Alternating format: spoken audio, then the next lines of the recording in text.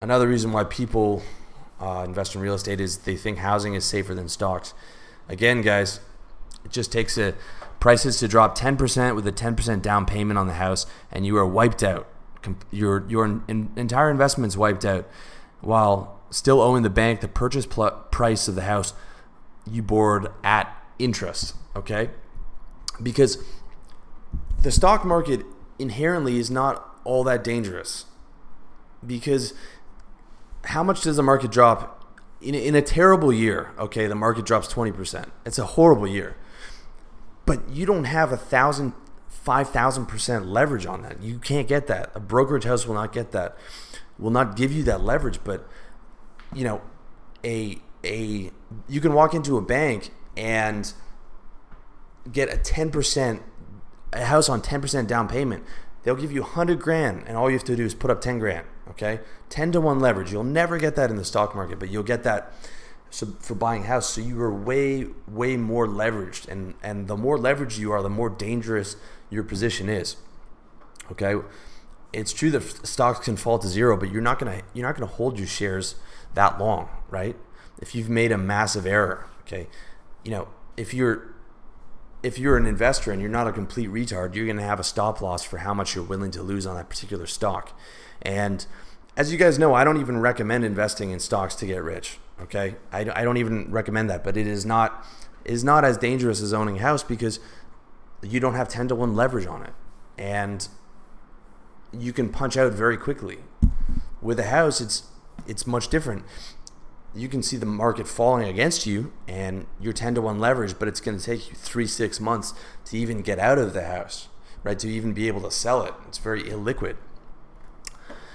Number 8, the last reason that people buy houses is because of tax breaks, or at least because of what they think is going to be a tax break for them. You know, a lot of guys think they can take advantage of tax breaks through buying properties, but unfortunately many of those breaks don't extend to investors, and the ones that do don't justify the investments. So a lot of the tax breaks only extend to people who own one home. They are specifically blocked from you because the government doesn't want you to make any money where you don't pay tax. Okay, they actively seek to block and close every single loophole for a guy who is trying to get ahead. They want to take as much of your money as humanly fucking possible, okay? Because that's what a mafia does. So the mortgage interest deduction, you might have heard about that. That's a great benefit for property owners, but it's offset by property taxes, okay?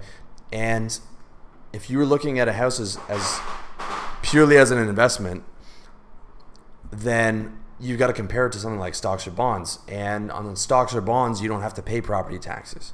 So the interest deduction is great, but weigh that against what you have to pay in property taxes, and they equal each other out.